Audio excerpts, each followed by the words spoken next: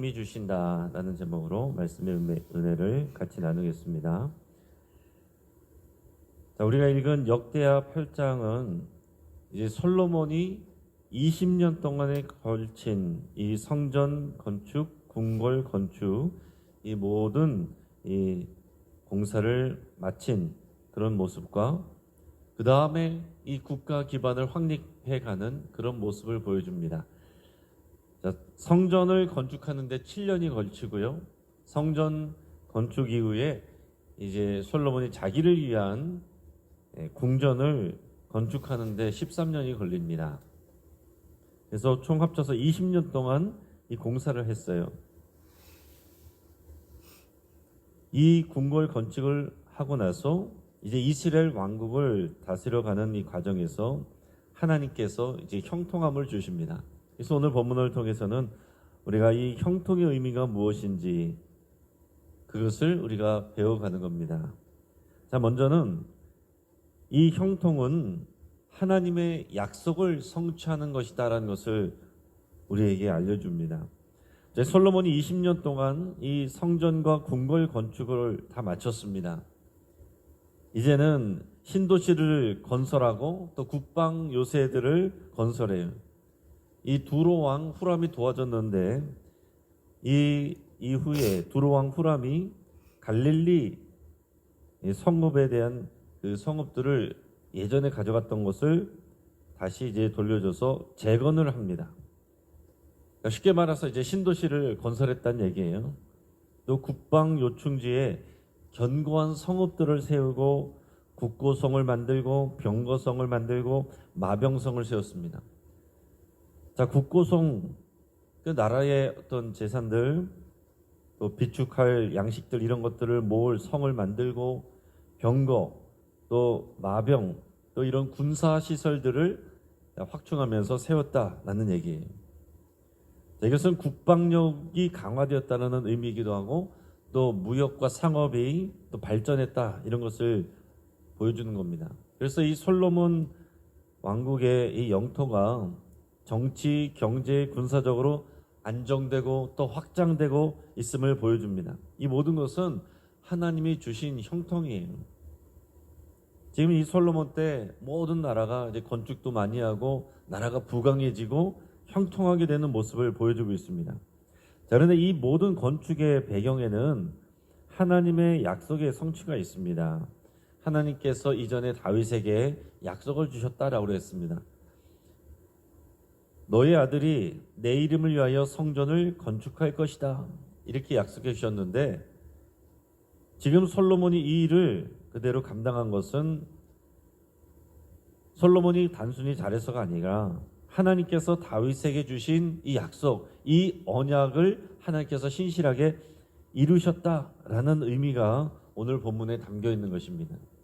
그러니까 우리는 이 성경 말씀을 읽으면서 솔로몬이 대단하네, 솔로몬이 이런 것도 다 잘하네, 이걸 보는 것이 아니라 하나님께서 그 아버지 다윗에게 약속하셨던 일을 정말로 그대로 이 아들에게 있어서 이루셨구나 하는 것을 우리가 봐야 된다는 거죠. 그래서 여러분, 우리가 스스로 생각해 보시면서 하나님의 약속을 신뢰하는 그 믿음 위에다가 우리가 형통을 구하고 있는지, 아니면 이 형통을 위해서 내가 계획을 세우고 내가 전략을 세우고 그래서 내가 어떻게든 형통을 만들어내려고 하고 있는지 그것을 스스로 잘 점검해 보시길 바랍니다. 하나님께서는 우리에게 뭐를 따라서 형통함을 주신다고요? 하나님의 약속을 따라서 형통함을 주신다. 우리는 예수님을 통해서 새 언약을 맺었고요. 이 새 언약은 예수님의 말씀이 우리 안에 있고 우리가 예수님 안에 거하면 너희가 모든 원하는 것을 구하라. 그리하면 내가 이루리라 그러셨습니다. 하나님이 예수님을 통해서 새롭게 약속하셨어요. 그러니까 우리의 형통함의 새로운 기준은 예수님이에요. 예수님과 맺은 새 언약, 예수님의 이 보혈의 능력을 믿고 예수님의 말씀을 사랑하고 그 말씀 안에 거하는, 그게 우리의 새 언약의 삶인데, 그렇게 우리가 언약을 소중히 여기고 언약 안에서 살아가고 언약을 통하여 믿고 의지하고 또 기도할 때 하나님께서 우리에게 형통함을 주신다 하는 것입니다. 두 번째로 보면 형통은 이 거룩을 지킬 때 유지된다 하는 것을 우리에게 보여주고 있습니다. 자, 오늘 7절에서 11절까지 내용들을 보면요, 솔로몬이 건축을 하는데 건축할 때에 이방인들을 노역에 동원했다라는 내용이 나옵니다. 이방인들을 노역에 동원했다. 우리 7절에서 11절까지 말씀을 같이 읽겠습니다.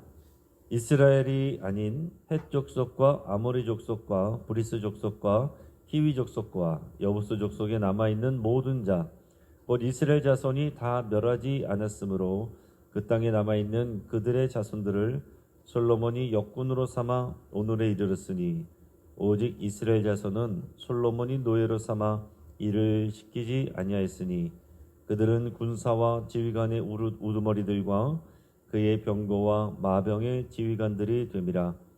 솔로몬 왕의 공장을 감독하는 자들이 250명이라 그들이 백성을 다스렸더라. 솔로몬이 바로의 딸을 데리고 다윗성에서부터 그를 위하여 건축한 왕궁에 이르러 이르되 내 아내가 이스라엘 왕 다윗의 왕궁에 살지 못하리니 이는 여호와의 궤가 이른 곳은 다 거룩함이니라 하였더라. 아멘. 자, 솔로몬이 건축하는 과정 중에서 이방인들을 노역에 동원했다라고 그랬습니다. 근데 이방인들이 누구냐 하면은 이스라엘에 남아있던 이 가나안 족속들을 말하는 거예요. 그러니까 하나님께서 이 이스라엘을 약속의 땅으로 인도해 들이실 때에 하나님이 명하신 것은 그 땅에 원래 있었던 이 가나안 족속들, 우상을 섬기고 또 윤리적으로 패역한 이 백성들을 몰아내라 그랬습니다. 그 사람들이 누구냐면은 오늘 본문에 나오는 것처럼 헷 족속, 아모리 족속, 브리스 족속, 히위 족속, 여부스 족속 뭐 이런 사람들이에요. 그런 이 가나안 족속들이 원래 있었는데 그들을 다 쫓아내라고 그랬는데 다 쫓아내지를 못했습니다. 어떤 사람들은 쫓아냈는데 어떤 사람들은 뭐 속여서 뭐 남아있는 사람들도 있고 마음이 약해져서 또 그들을 다 내보내지 못하고 그래서 남아있는 사람들이 꽤 많이 있었다라는 거예요. 근데 이제 성전 건축을 할 때 그 사람들과 함께 지내는데 이 사람들을 이 건설 노동에 동원을 해서 그들이 건축을 담당하게 했다라고 말하고 있어요. 그리고 나서 뭐라고 말하냐면 이스라엘 백성은 그들과 섞이지 않고 이스라엘 백성들은 군대와 관리 또 관료 등 고위 직분에 주로 참여하게 했다라고 말하고 있습니다. 자, 이방인들이 건설 노동에 동원했다라는 의미는 지금 말씀드린 것처럼 이 가나안 족속을 완전히 쫓아내지 못한 결과이고요. 그래서 이것은 그렇게 좋은 것은 아닙니다. 하지만 여기서 중요한 건 뭐냐면은 어쨌든 그 남아있는 이방인들이 있는데 이 하나님의 성전을 건축할 때 있어서 그들을 동원하게 된 거죠. 그것은 이제 당연한 일인데 지금 내용은 뭐냐면은 그 이방 민족들의 그 사람들 일하는 것하고 이스라엘 사람들이 일하는 것하고 좀 분리를 했다라는 거예요. 이방인들이 일하는 것은 주로 이제 힘으로 노동으로 하는 그런 일들이고 이스라엘 사람들이 하는 것은 주로 관리 감독하는 좀 더 고위직으로 또 주면서 좀 분리를 시켰다라는 거예요. 그래서 여기서 중요한 건 뭐냐면 이 하나님 백성의 거룩을 지키기 위해서 섞이지 않고 분리를 했다라는 것입니다. 그럼 거룩의 구약 성경에 있어서 거룩의 의미는 분리하는 거예요. 정결하지 못한 것들과 분리하는 것입니다. 그러니까 할례 받지 않은 백성들과 할례 받은 하나님의 백성을 분리하여 거룩함을 지키게 했다라는 의미가 이 안에 있는 거예요. 그러니까 솔로몬이 그냥 당장 중요하니까 필요하니까 그냥 대충 해 이것이 아니라 이방인들과 하나님의 백성들을 분리시켜서 이스라엘 백성들이 거룩함을 지킬 수 있도록 일했다. 그렇게 진행했다라는 것을 말하고 있습니다. 그 다음에 11절 말씀을 보면 솔로몬이 바로의 딸을 따로 거처하게 했다라고 했습니다. 다윗성에서부터 그를 위하여 건축한 왕궁. 왕궁을 따로 지어가지고 그곳에 보내서 그곳에서 지내게 했다라고 말하고 있습니다. 그러니까 솔로몬이요, 아시는 분은 다 아시겠지만은 아내가 하나가 아닙니다. 아내가 많이 있고 주로 이방 나라들의 공주들을 아내로 맞이했는데 그 중에 한 사람이 누구냐면은 지금 애굽의 바로의 딸이었습니다. 근데 성전 곁에 머물지 않고 따로 건축해서 그 궁에서 지내도록 이렇게 했다라는 얘기예요.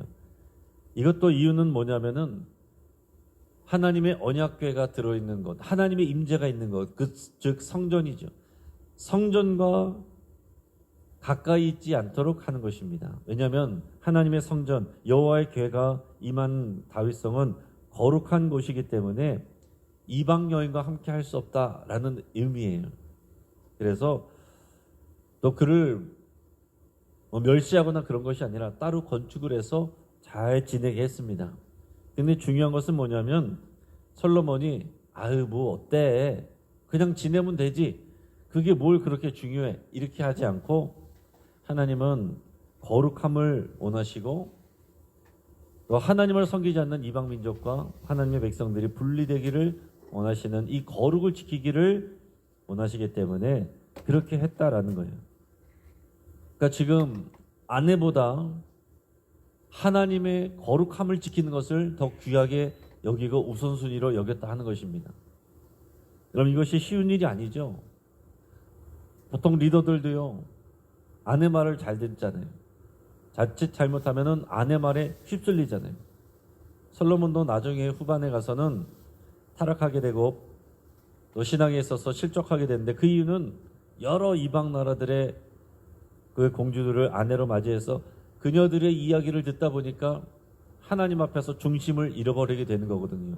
근데 이 초반에는 하나님께서 형통하게 하실 때는 솔로몬이 하나님의 나라를 우선순위로 여기고 이 하나님 나라의 거룩을 우선순위로 여기고 하나님의 말씀을 거룩하게 하는 것을 우선순위로 여겼기 때문에 애굽의 바로의 딸은 얼마나 막강한 영향력이 있는 그런 아내겠어요. 그러나 그 아내를 멀리 떨어뜨렸다.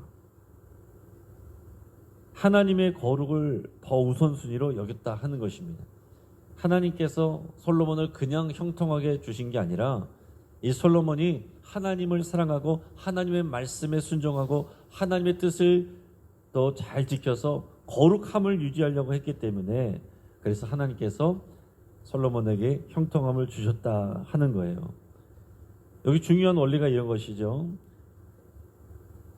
하나님 앞에서 또 세상 속에서 우리가 살아갈 때 이 거룩함을 추구할 때 하나님께서 이 형통을 주시고 형통함을 유지하게 해주신다라는 것입니다.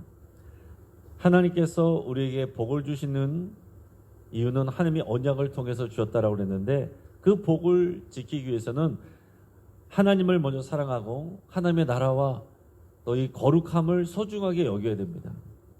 그렇지 않으면 어떻게 돼요? 우리가 세상 속에서 살아가야 되지만은 세상 문화 또 우상 숭배 이런 것들에 쉽게 물듭니다. 이 교회에 망하는 이유는 이 외부의 핍박이 아니에요. 교회가 진짜 망하는 이유는 이 안에서부터 문제가 생길 때 망하는 것입니다. 세속화, 세상과 구별되지 않고 세상처럼 세상의 방식으로 바뀌는 거. 그러니까 여러분 우리는 세상 속에서 살아야 되지만 세상에 물들지 않아야 돼요. 이게 굉장히 중요한 것인데 쉽지는 않은 것입니다. 아예 분리돼서 교회가 예수님 믿지 않는 사람들은 못 오게 하고 우리가 개화산 꼭대기에 올라가 가지고서 교회를 짓고 우리끼리만 거룩하게 지내겠다. 그러면은 그것이 거룩한 모습처럼 보일 수도 있습니다. 그러나 하나님의 뜻은 이 신약 시대에 있어서 하나님의 뜻은 뭐예요? 너희는 세상의 소금과 빛이다. 세상 속에서 세상 사람들과 함께 살아야 되는 거예요. 그래야 그들을 구원하잖아요. 그래야 그들에게 또 복음을 전하고 이 세상 나라를 하나님의 나라로 만들어가는 게 우리의 사명입니다. 그래서 이 두 가지를 잊지 말아야 된다는 얘기예요. 우리는 세상 속에서 살아가고 세상을 위한 우리의 사명을 감당해야 되는데 그러나 거룩을 잊지 말아야 된다. 물들지 말아야 된다 하는 거예요. 쉬운 일은 아니죠. 그러나 여러분, 우리가 바다 생선을 잡아서 또 사서 요리해서 먹을 때 어떻게 합니까? 소금을 뿌려요? 안 뿌려요? 당연히 뿌리죠. 그 짠 바다에서 평생 살았던 생선인데 우리가 그걸 먹으려면 소금을 쳐야 됩니다. 왜 그랬습니까? 그 짠물이 배이지 않았다는 거예요. 짠 물 속에서 살아가지만 짠물이 배이지 않았다는 거예요. 이게 우리들의 모습이어야 된다는 것이죠. 세상 속에서 세상을 향하여 살아가야 되지만은 세상에 물들지 않는 것, 이 거룩함으로 나를 지키는 것, 이게 굉장히 중요한 부분이고 쉽지는 않지만은 마땅히 해야 될 일이고 이것을 귀하게 여기는 자에게 하나님께서 형통을 주시고 지켜주신다 하는 사실입니다. 그 후에 이제 솔로몬이 모세의 율법에 따라서 이제 성전을 세웠으니까 정기적으로 제사를 잘 드리고 다윗이 세운 규례에 따라서 제사장들, 레위인들 직무를 정해서 잘 차곡차곡 순리적으로 돌아갈 수 있게 이렇게 했다는 그런 내용이 나옵니다. 그래서 제사장들은 번제, 제사 이런 제사의 일들을 주관하는 일들을 하도록 하고 레위인들은 성전에서 찬송하는 일, 또 성전을 지키는 일, 또 성전의 일들을 하는 일, 이런 일들을 하게 했습니다. 이건 그냥 자기 마음대로 한 것이 아니라 다 이 율법에 하나님께서 모세를 통해서 주신 말씀에 있어요. 그 하나님의 율법을 주신 말씀대로 그대로 해서 이 내용들은 이 제사장들과 레위인들이 하는 일은 뭐예요? 하나님을 예배하는 일에 전념케 하는 것입니다. 하나님을 예배하는 일에 전념케 했다라는 것은 하나님을 예배하는 일을 우선순위로 여기고 귀하게 여겼다라는 것입니다. 그러니까 이 성전 건축을 솔로몬이 했을 때 건축을 잘했다. 솔로몬의 성전은 아름다웠다. 훌륭했다. 이게 의미가 있는 것이 아니고 이 성전을 통해서 하나님 앞에 하나님의 말씀에 순종해서 질서대로 제사장과 레위인들을 배치하고 하나님을 예배하는 일에 우선순위를 두었다 하는 겁니다. 우리 16절 말씀 우리 같이 한번 읽겠습니다. 솔로몬이 여호와의 전에 기초를 쌓던 날부터 준공하기까지 모든 것을 완비했으므로 여호와의 전 공사가 결점 없이 끝나니라. 아멘. 자, 이 말 속에는요, 물론 이제 공사는 7년 만에 끝났습니다. 근데 여기서 이렇게 표현할 때 이 표현은 그냥 단순히 건물만 잘 지었다가 아니고 이 여호와의 성전의 그 기능을 그대로 잘 감당했다라는 뜻입니다. 마찬가지로 우리도 금년에 50주년을 맞이해서 2층 리모델링을 했습니다. 그것을 12돌 프로젝트라고 말씀을 나눴는데 12돌 프로젝트라는 의미는 하나님께서 요단강을 건너 약속의 땅으로 건너가게 하신 것을 기억하게 하는 12돌을 의미하는 것이고, 그래서 우리가 리모델링하는 것은 우리 건물이 깨끗해지는 것만을 의미하는 것이 아니라 우리가 이제 하나님의 약속을 따라 새로운 시대를 열어간다는 것을 의미한다고 거듭해서 말씀드렸습니다. 2층을 깨끗하게 리모델링했다, 건축했다, 그래서 끝난 것이 아니라 이제는 우리가 건축돼야 되는 거예요. 우리가 리모델링 되어야 되는 것입니다. 우리가 교회니까 우리의 모습들이, 우리의 생각이, 우리의 삶이 이 솔로몬이 초반에 이렇게 한 것처럼 하나님의 말씀대로 거룩함을 유지하며 예배를 중심으로 하며 살아가는 우리의 삶으로 새롭게 리모델링 돼야 된다 하는 사실입니다. 그럴 때 하나님께서 우리를 형통하게 하신다는 거죠. 우리가 이런 영적인 원리는 신경 쓰지 않고 그냥 무조건 열심히 나와서 내가 형통하게 해달라고만 하는 것은 기복신앙이 되는 것입니다. 자, 말씀을 정리합니다. 형통은 내 뜻대로 술술 잘 풀리는 것, 그건 세상 사람들의 형통이고, 그리스도인들의 형통은요, 하나님의 뜻대로 모든 일이 이루어지는 것이 형통입니다. 요셉은 감옥에 있을 때도 하나님이 함께 하심으로 형통하였다라고 그랬어요. 오늘 저와 여러분들이 하나님이 함께 하시는가, 우리가 하나님과 함께 하는가, 하나님을 우선순위를 여기는가, 이게 더 중요하다는 얘기예요. 하나님의 약속을 붙들 때 형통합니다. 우리가 거룩을 지킬 때 형통합니다. 우리가 예배를 중심에 둘 때 형통해요. 성경의 많은 인물들과 이 시대에도 정말 하나님을 사랑하고 섬길 때, 하나님을 의지할 때, 하나님의 뜻대로 살려고 더 순종할 때 하나님께서 지켜주시고 필요한 것들을 공급하시고 또 하나님께서 모든 것을 잘 되게 하시는 그런 많은 간증들이 있습니다. 이런 말이 있어요. 하나님이 없는 성공은 가장 큰 실패다. 하나님을 모르고 세상에서 형통한 것처럼 보이는 사람들을 부러워하지 마시기를 바랍니다. 또 신앙생활 하는데 세상 사람들보다 못 나간다고 해서 여러분 의아하게 생각하거나 또 시험 들지 마시기 바랍니다. 형통은 하나님이 우리와 함께 하시는 것이고 우리가 하나님과 함께 있는 거예요. 하나님의 뜻이 우리 가운데 이루어지는 것이 형통입니다. 오늘 이 형통의 의미를 알고 형통을 주시는 하나님을 사랑하며 그 믿음 안에 살아가기를 주의 이름으로 축복합니다. 같이 한번 기도하겠습니다. 이제 말씀을 붙잡고 함께 기도할 때에 우리가 하나님의 약속을 붙들고 형통을 구하며 기도할 수 있길 바랍니다. 하나님께서 약속하여 주셨으니 내가 예수 그리스도를 사랑하고 그 안에 거하겠습니다. 그 약속 안에서 형통하게 하여 주옵소서. 그렇게 기도하시고 내가 거룩한 삶을 추구하겠습니다. 예배를 최우선으로 또 대하겠습니다. 그렇게 여러분 결단하시기 바랍니다. 우리의 삶에 하나님이 개입하여 주시기를 또 인도해 주시기를 그렇게 여러분 기도하시고 내가 하나님을 떠나지 않고 그리스도 안에 머물겠습니다. 주님 우리와 함께하여 주시고 우리 가는 길을 인도해 주십시오. 그렇게 여러분 같이 기도하시길 바랍니다. 오늘 문양순 우리 권사님 장례 마지막 일정입니다. 오늘 오전 5시 40분에 우리 화장 예배로 또 출발하도록 하겠습니다. 이 장례 위에서 하나님의 은혜가 부어지기를 위해서 함께 기도해 주시고 환우들을 위해서 하나님의 치유와 또 위로와 소망이 있게 해주시기를 또 오늘 수요일에 있을 늘 푸른 대학과 갈릴리 전도대 또 수요 예배를 위해서 함께 기도하겠습니다. 우리 주여 한 번으로 일값이면서 함께 기도합니다. 주여